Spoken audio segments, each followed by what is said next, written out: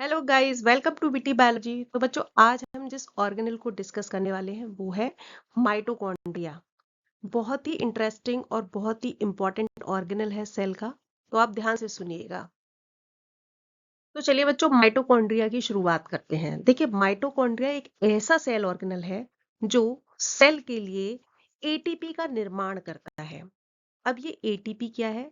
ATP बच्चों short form है adenosine triphosphate की। तो ये तो इसका नाम हो गया। लेकिन वैसे एटीपी क्या है? एटीपी बेसिकली सेल के लिए सोर्स ऑफ एनर्जी है। इसको हम energy currency of the cell भी बोलते हैं, energy currency of the cell. अब इस बात को समझते हैं कि एनर्जी करेंसी का क्या मतलब हुआ। देखिए बच्चों, हमारे देश में आप कोई भी चीज खरीदनी होती है, चाहे फ्रिज खरीदना है, चाहे एसी खरीदना है, चाहे फ्रूट्स खरीदने हैं, तो आपको किस चीज की जरूरत होती है? आप कहेंगे मैम रुपए की जरूरत होती है। तो रुपए हमारे देश में करेंसी है, क्योंकि हमारे पास यदि वो है तो हम कुछ भी खरीद सकते हैं। सिमिलरली, सेल को किसी भी काम को करने के लिए एनर्जी की जरूरत होगी, और वो एनर्जी उसे किस फॉर्म में चाहिए? वो एनर्जी उसे चाहिए एटीपी के फॉर्म में। इसलिए एटीपी को हम energy currency of the cell कहते हैं। और चूंकि एटीपी का निर्माण कहाँ हो रहा है? माइटोकॉन्ड्रिया के अंदर। इसलिए हम माइटोकॉन्ड्रिया को power house of the cell भी कहते हैं। Power house of the cell. I hope clear बच्चों। ये कभी कभी एग्जाम में पूछा जाता है, which organelle is the power house of the cell. तो आप हमेशा टिक करेंगे mitochondria. Okay. And what is the energy currency of the cell? That is ATP. तो चलिए अब आगे बढ़ते हैं। बच्चों आओ, अब हम माइटोकॉन्ड्रिया की स्ट्रक्चर को समझते हैं। माइटोकॉन्ड्रिया की स्ट्रक्चर मैंने यहाँ पर ड्रॉ कर रखी है, और इससे आप अंदाजा लगा सकते हैं कि यहाँ पर दो मेम्ब्रेन प्रेजेंट हैं। देखिए, पहली तो प्रेजेंट है ये वाली मेम्ब्रेन, ये वाली, जिसे हम आउटर मेम्ब्रेन का नाम देते हैं।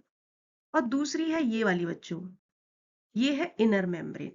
जो बाहर की साइड है उसे हम बोलेंगे आउटर मेम्ब्रेन, और एक अंदर की साइड मेम्ब्रेन है, इसीलिए इसे बोलेंगे इनर मेम्ब्रेन।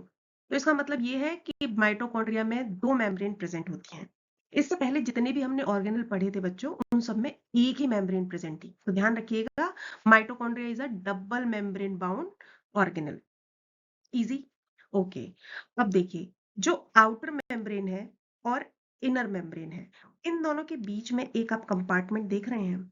इस कंपार्टमेंट को हम आउटर चैम्बर बोलते हैं। और डेफिनेटली जो इनर मेम्ब्रेन के अंदर चैम्बर होगा, ये वाला कंपार्टमेंट, इसको हम इनर चैम्बर का नाम देंगे। I think it's very easy. Okay. Outer membrane, inner membrane. Outer और इनर मेम्ब्रेन के बीच जो कंपार्टमेंट है दैट इज आउटर चैम्बर। और जो सबसे अंदर कंपार्टमेंट है, यानी कि इनर मेम्ब्रेन के अंदर, उसे हम नाम देंगे इनर चैम्बर का। अब बच्चों एक बात ध्यान से सुनिएगा, जो इनर मेम्ब्रेन है वो इवन नहीं होती है। यहाँ पर ये कुछ फोल्ड्स बनाती है। आप उंगली जैसे कुछ फोल्ड्स देख पा रहे होंगे। मैं हाईलाइट कर देती हूँ। ये वाले फोल्ड्स, जैसे आपकी फिंगर्स होती हैं उस तरीके के ये फोल्ड्स होते हैं, ठीक है। तो इन फोल्ड्स को बच्चों हम क्रिस्टी का नाम देते हैं। क्या बोलते हैं? क्रिस्टी बोलते हैं। यानी माइटोकॉन्ड्रिया की इनर मेम्ब्रेन कुछ फोल्ड्स बनाती है, और उन फोल्ड्स को हम बोलते हैं क्रिस्टी। अब आप कहेंगे मैम क्रिस्टी क्यों होते हैं? देखिए, आपने पढ़ा था कि माइटोकॉन्ड्रिया का काम क्या है? सेल के लिए एनर्जी बनाना। अब सेल की एनर्जी कैसे बनेगी? डेफिनेटली कुछ केमिकल रिएक्शंस होती हैं जो माइटोकॉन्ड्रिया के अंदर परफॉर्म होती हैं। तो बच्चों, वो रिएक्शंस इस इनर मेम्ब्रेन के सरफेस पर ही होती हैं। अब चूंकि ये क्रिस्टी यानी ये फोल्ड्स इस इनर मेम्ब्रेन का सरफेस एरिया बढ़ा देते हैं, इस वजह से उन केमिकल रिएक्शंस के होने के लिए काफी सारी जगह मिल जाती है। इसलिए जो इनर मेम्ब्रेन है वो फोल्डेड होती है और क्रिस्टी के फॉर्म में होती है। आई होप इतना क्लियर बच्चों। अच्छा, जो इनर कंपार्टमेंट है यानी इनर चैम्बर है, वो खाली नहीं होता, इसमें यहाँ पर कुछ फ्लूइड है। ओके बच्चों, इस फ्लूइड को हम माइटोकॉन्ड्रियल मैट्रिक्स के नाम से जानते हैं। क्या बोलते हैं? Mitochondrial matrix. बहुत ही इंपॉर्टेंट टर्म है बच्चों, ये सारे आप ध्यान से अपनी नोटबुक में नोट कर लीजिएगा। अब माइटोकॉन्ड्रिया के पास एक बहुत इंटरेस्टिंग फीचर है बच्चों, वो है इसके पास अपना डीएनए होता है। देखिए, अभी तक हमने जितने भी सेल ऑर्गेनल पढ़े थे, वहां पर किसी के पास डीएनए नहीं था। चाहे आप एंडोप्लाज्मिक रेटिकुलम को ले लीजिए, चाहे गोल्गी बॉडी, चाहे लाइसोसोम, चाहे वैक्यूल। लेकिन माइटोकॉन्ड्रिया एक ऐसा सेल ऑर्गेनल है जिसके पास अपना डीएनए प्रेजेंट होता है। ये बहुत ही इंपॉर्टेंट फीचर है बच्चों। देखिए, एक और बात जो मैं आपको बताना चाहती हूँ, डीएनए यहाँ पर सर्कुलर होगा। ठीक है, सर्कुलर यानी आपने कभी माला देखी होगी ना, इसका कोई एंड नहीं होता, फ्री एंड नहीं होता, लाइक इस तरीके का डीएनए नहीं होता, ये ऐसा डीएनए होता है सर्कुलर। और इसी तरीके का डीएनए बच्चों प्रोकैरियोट्स यानी बैक्टीरिया में मिलता है। ठीक है, इसलिए साइंटिस्ट ये अंदाजा लगाते हैं कि माइटोकॉन्ड्रिया का जन्म किसी बैक्टीरिया से हुआ होगा।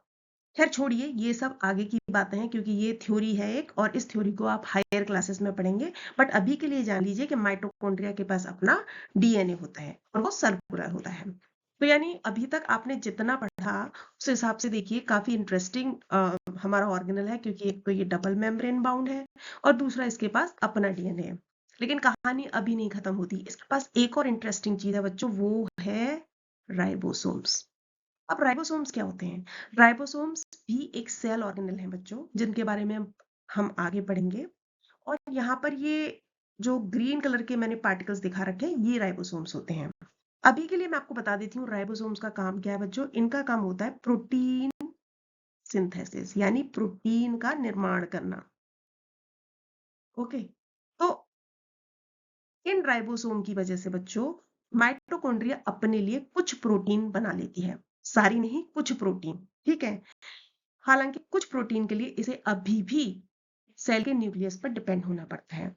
इसीलिए, क्योंकि ये पूरी तरीके से इंडिपेंडेंट नहीं है प्रोटीन के लिए, कुछ प्रोटीन के लिए ये न्यूक्लियस पर डिपेंडेंट है, इसलिए हम माइटोकॉन्ड्रिया को semi autonomous semi autonomous organelle भी बोलते हैं। सेमी ऑटोनोमस वेट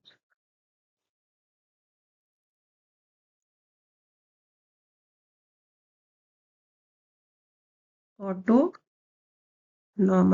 ऑर्गेनल बोलते हैं।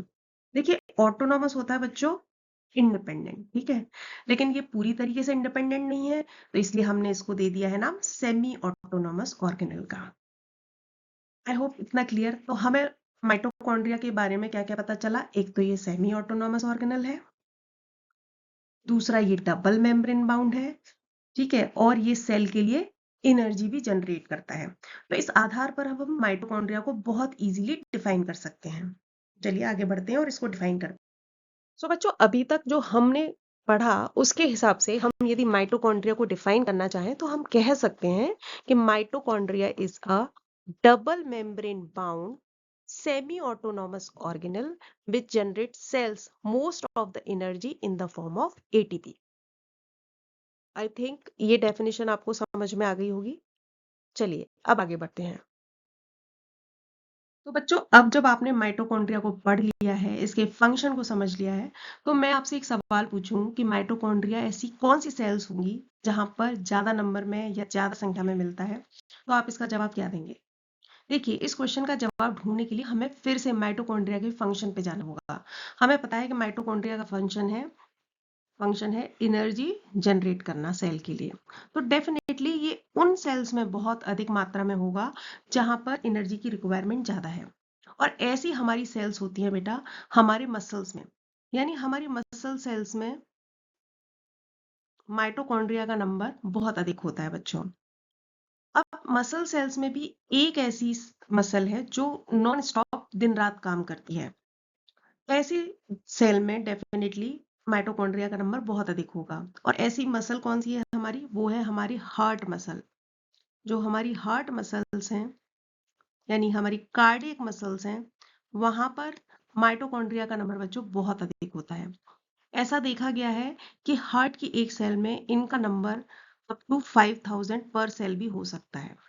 ठीक है, इतना अधिक नंबर में ये वहां पर मिलते हैं। तो आई होप इस वीडियो से आपको माइटोकॉन्ड्रिया के स्ट्रक्चर और फंक्शन दोनों समझ में आए होंगे। एंड इस वीडियो से आप कुछ भी सीख पाए हैं बच्चों, तो प्लीज इस वीडियो को लाइक कीजिए, शेयर कीजिए, चैनल को सब्सक्राइब कीजिए। मैं नेक्स्ट वीडियो के साथ आपके सामने जल्दी ही आऊंगी। तो तक के लिए टेक केयर, बाय बाय।